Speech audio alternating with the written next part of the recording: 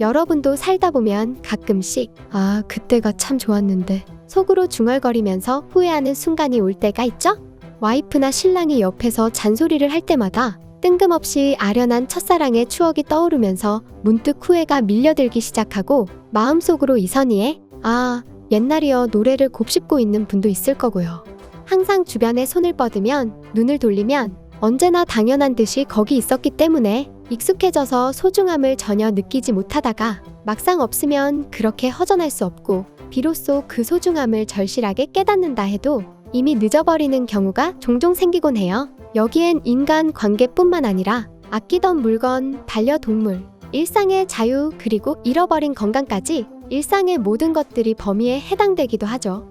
그런데 한국에서 지내며 익숙함에 젖어 있다가 고국으로 돌아간 외국인들 또한 아, 옛날이여를 외치면서 후회가 밀려오고 한국에서 지내던 시절이 못 견디게 그리워지는 상황이 종종 벌어진다고 하는데요. 어떤 내용인지 함께 볼까요? 만약 나에게 한국을 어떤 모습으로 기억하냐고 묻는다면 차라리 몰랐으면 좋았을 걸 하는 마음과 동시에 생각하면 그대로 이루어지는 나라라고 말하고 싶네요. 처음 한국에 와서 생활하게 된 두어 달 동안 일상의 모든 것이 문화적 충격으로 다가왔죠. 한국에서 처음 계좌 개설을 하려고 한국인 직원에게 문의하니까 점심 식사 후 안내해 줄 테니 같이 가준다고 하는 거예요. 몇 분이면 끝난다고 하면서요. 도무지 이해가 가지 않는 말이었죠. 독일처럼 은행 직원과 방문 약속을 먼저 잡고 2주 정도는 기다려야 한다고 생각했으니까요. 그렇게 진짜 몇 분 만에 계좌와 현금카드까지 발급되는 걸 보니 너무 신기했답니다. 영화에서 본 미래사회 같다고 생각했어요. 게다가 행정서류도 웬만한 건 온라인으로 처리하고 몇 분이면 다 끝났고요. 그 때문에 함부르크로 돌아온 후 전 답답해 미칠 것 같았답니다. 전입신고 방문 예약을 잡기 위해 새벽 5시부터 줄을 서서 기다렸지만 번번이 담당자가 금일 업무는 끝이라며 돌려보내서 허탕을 쳤거든요. 그 바람에 전입신고하는 데만 3개월이 훌쩍 지나갔죠. 더 골치 아픈 건 은행계좌 재사용 신청이었어요. 독일에선 기존에 사용하던 계좌를 재사용하려면 복잡한 신청 서류를 준비해야 하고 또 은행 담당자 방문 예약을 잡아 승인을 받아야 했죠. 그러고 나면 한두 달 뒤에 새로운 현금카드를 받을 수 있어요. 게다가 독일에선 어디에 가도 유별나게 현금 결제를 선호한다는 사실도 새삼 느꼈고요. 네, 여기까지만 들어도 답답함이 몰려오죠? 게다가 한국에선 아무도 열쇠를 들고 다니지 않았거든요. 독일은 열쇠를 애인보다 먼저 챙기라는 말이 있을 만큼 모든 곳에서 아직도 열쇠를 고집하고 또 분실하면 전체 건물 마스터 키를 다 바꾸기 때문에 수백만 원이 깨지는 건 예사랍니다. 그래서 열쇠 분실 보험은 전국민 필수 보험이죠.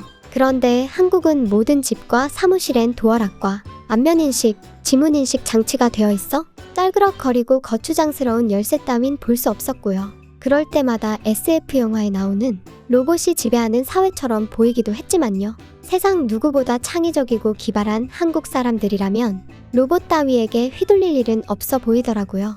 나도 어느새 한국 생활에 젖어 열쇠 같은 건 신경 쓰지 않게 되었죠. 문제는 함부르크로 돌아온 지 며칠 만에 열쇠를 잊어버렸다는 것. 분실보험도 재가입을 안 한 바람에 건물의 모든 공용 열쇠와 자물쇠를 전부 교체하는 비용을 제가 물어야 했어요. 무려 3,400유로를 말이죠. 이런 굵직한 일 말고도 정말 많은 것이 달랐어요. 어느새 한국 생활에 익숙해졌던 내게 그 불편함은 너무 크게 다가왔고 그때마다 한국을 일찍 떠나온 걸 아쉬워했답니다. 한식이 끝까지 입에 맞지 않고 향수병이 생겨 결국 함부르크로 돌아오게 되었지만 돌아오고 난 뒤에는 후회와 그리움만 남네요. 한국 생활에 익숙해져 유럽에 돌아간 후 모르고 살던 불편함이 너무 크게 다가온 독일 출신 엠마 씨의 이야기였고요. 또 다른 사례로 프랑스 출신 레아나 씨 이야기예요. 난 한국에서 프랑스로 돌아온 후 세수할 때마다 목욕을 할 때마다 너무 우울하고 후회가 돼요. 한국에서는 씻을 때마다 피부가 매끈매끈해지고 머릿결도 좋아지는 걸 느꼈거든요. 그래서 프랑스에 살 때는 일주일에 한 번 감던 머리도 매일 감을 수 있었고요. 프랑스 사람들은 머리를 보통 일주일에 한 번, 아예 미용실에 갈 때만 머리를 감는 사람도 있으니까요. 그래서 한국에선 전혀 볼 수 없던 비듬이 수북히 쌓인 어깨도 흔히 보게 되고요. 파리로 돌아와서 석회수 물 때문에 씻고 나면 푸석푸석해지는 머릿결, 피부는 도로 나무 껍질 같아져 버렸죠. 한국의 깨끗한 물로 샤워하고 나온 뒤 샤워 가운을 입고 발밑에서 따뜻한 온돌의 온기를 느끼던 기억도 너무 그리워요.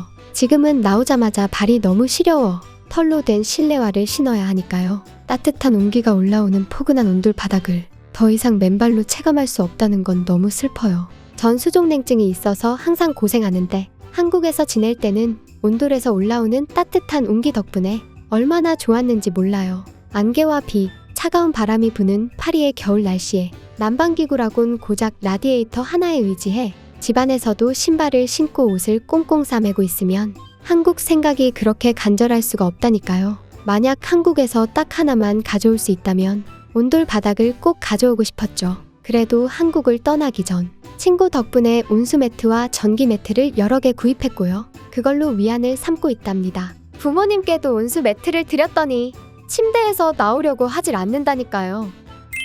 그래요. 사소한 이야기 같아도 정말 많은 차이가 느껴진다는 걸 알 수 있죠? 단지 석회수와 깨끗한 물의 차이뿐이라고 말하기엔 한번 피부가 매끈해지는 경험을 한 여성들이 다시 예전으로 돌아가고 싶지 않은 건 너무나 자연스러운 일일 거예요. 이와 비슷한 경험을 한 외국인들도 온라인과 SNS에 자신들의 이야기를 공유하며 푸념을 털어놓는데요. 재미있는 반응 몇 가지 골라볼게요. 내가 한국에 있다가 돌아와서 가장 불편하게 느끼는 건 말이야. 택배가 당연히 다음날 온다는 사실. 그리고 택배를 아무 곳에나 던져 놓아도 가져가는 사람이 없다는 일상에 내가 너무 길들여졌다는 거야. 그 때문에 물건을 주문하고 다음날 왜 택배가 안 오는지 문 밖을 서성이다가 아차, 여기 한국 아니었지? 이런다니까? 분명히 말하지만 유럽 대부분의 나라에서 택배라는 건 잘하면 일주일 뒤, 아니면 보름 뒤, 재수 없으면 한 달 뒤, 아니면 영영 오지 않고 사라져버리는 거라고. 한국의 겨울은 춥지만 정말 따뜻하기도 해요. 밖에는 꽁꽁 싸매고 나가더라도 집 안에 들어오는 순간 발바닥부터 따뜻한 기운이 올라오면 옷을 전부 벗어던져도 멀쩡하더라니까요. 한국 드라마 보면 사람들이 겨울에 딱딱한 바닥에 앉고 반쯤 누워서 TV를 보는 걸 이해 못했는데 어느새 나도 소파에 앉아있다가 슬그머니 바닥으로 내려가서 따뜻한 기분의 나른함을 즐기게 되었죠. 한국에서 질 좋은 마스크팩을 1, 2유로만 주면 살 수 있기 때문에 한국에 있는 동안 매일 마스크팩 한 장씩 붙이고 달라지는 내 얼굴이 너무 만족스러웠죠. 그래서일까요? 한국을 떠날 때 잔뜩 사온 마스크팩이 줄어드는 걸 볼 때마다 한국을 떠나온 게 과연 잘한 일일까 고민스러운 기분에 빠져든답니다. 석회수 때문에 금방 건조해지는 내 피부에 그나마 한국에서 사온 마스크팩 덕분에 수분 보충을 해왔거든요. 아마도 마스크팩이 다 떨어지면 그참에 다시 한국에서 살아야 할까 고민 중이에요. 내 젊음은 영원하지 않으니까요. 한국을 그리워하는 이유는 다양하지만 여기엔 공통점이 있죠. 바로 살아가는 일상 그 자체에서 보고 듣고 느끼는 수많은 것들에 무의식적으로 길들여지면 한국을 떠났을 때 그 소중함을 몇 배로 느낀다는 거예요.